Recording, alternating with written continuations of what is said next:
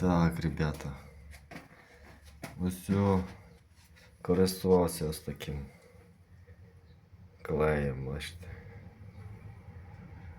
Д3. Недорогий клей, але гарний.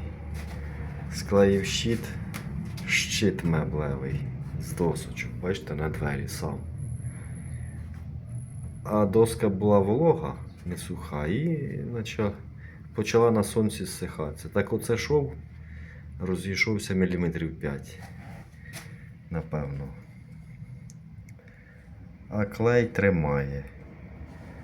Він наче герметик там. Хороша штука, рекомендую.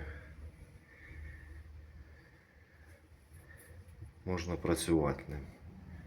Не думав, що так буде. Це ж не з дорогих клеїв, дешевий.